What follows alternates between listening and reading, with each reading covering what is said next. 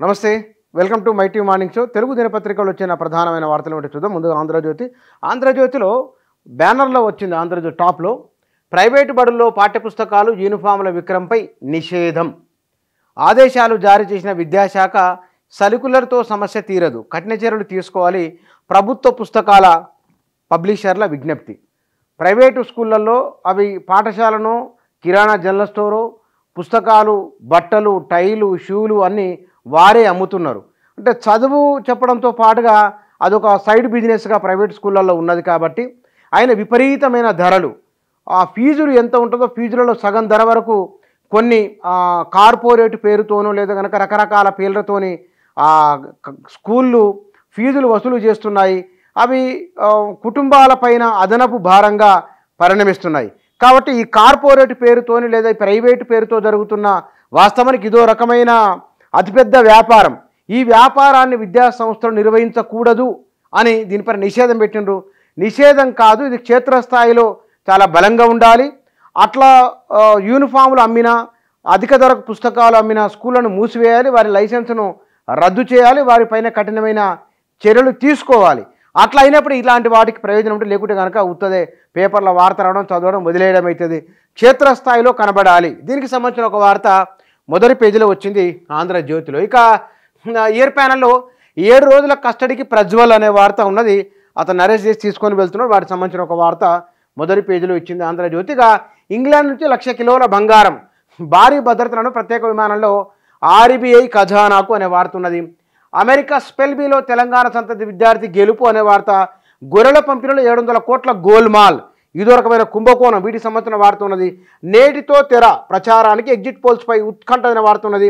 అక్టోబర్లో పంచాయతీ ఎన్నికలు, MPTC ZPTC ఎన్నికలకు కూడా అప్పుడే, రుణమాఫీ పూర్తయ్యాక నిర్వహించే అవకాశం పడుతుంది. డబ్బుకు వ్యవస్థ దాసోహం, ఆ వ్యవస్థాగత భ్రష్టత్వానికి నిలువుటద్దం, పూణే యాక్సిడెంట్ కేసు అని ఒక కథనాన్ని ఆంధ్రజ్యోతి చాలా బాగా హైలైట్ చేసింది.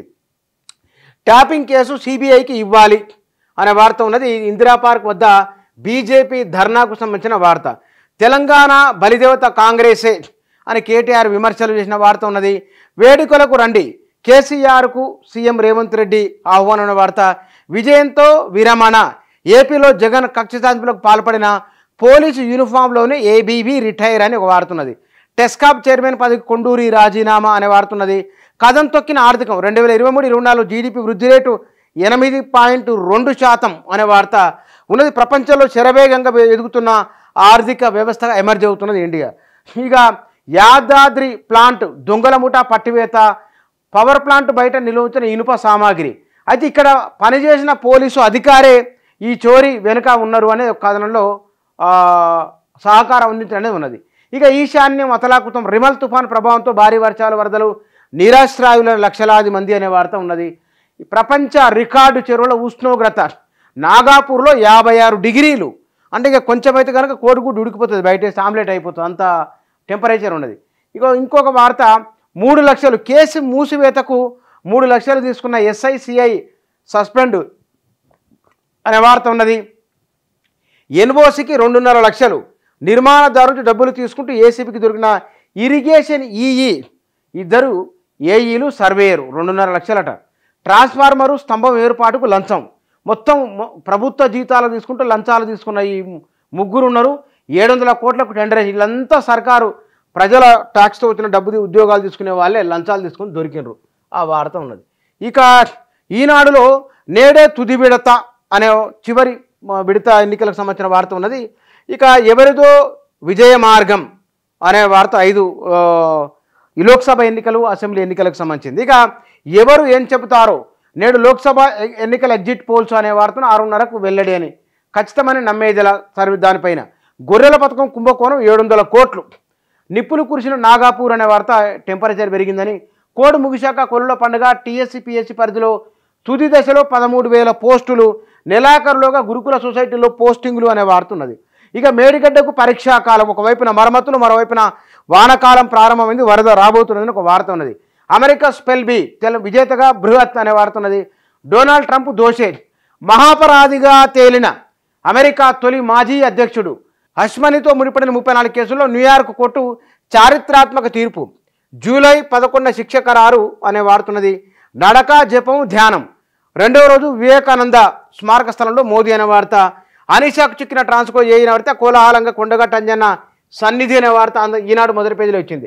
సాక్షిలో వచ్చిందే సగం బ్లాక్తో ఆగమనే వార్త. నేడే తుదిపోరు అనే ఎన్నికల సంబంధించిన వార్త ఉన్నది. ట్యాపింగ్ కేసు సిబిఐకి ఇవ్వాల్సిందనే వార్త. BJP demand. నేటి నుంచి ఇంటర్ క్లాసులు అనే వార్త. రుణమాఫీకి మహారాష్ట్ర మోడల్ అనే వార్త మొదటి పేజీలో ఉన్నది. ఇక బీఆర్ఎస్ ఉద్యమ పాత్ర ప్రతిబింబించేలా అనే వార్త కేసీఆర్ సంబంధించి. అభివృద్ధి అప్పులు ఆరోపణలు 10 ఏళ్ల పైన ఉన్న వార్త. కేసీఆర్ రేవంత్ ఆహ్వానం. భారత్ మాలా నుంచి RRR అవుట్ అనే స్టోరీ ఉన్నది. బయట కాపు కాసి కాళ్ళు చేతులు కట్టేసి స్టింగ్ ఆపరేషన్తో పిల్లల విక్రయ మూట ఆట కట్టించిన అక్కా చెల్లెలని ముగ్గురి ఫోటో ఉన్నది. వీరికి సంబంధించిన ఒక స్టోరీ మొదటి పేజీలో ఇచ్చింది సాక్షి.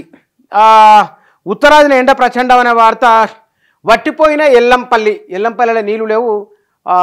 ఎల్లంపల్లి రిజర్వాయర్ మొత్తం ఎండిపోయి ఉన్నది. వాటికి సంబంధించిన ఫోటోతో కూడిన ఒక కథనాన్ని ఇచ్చింది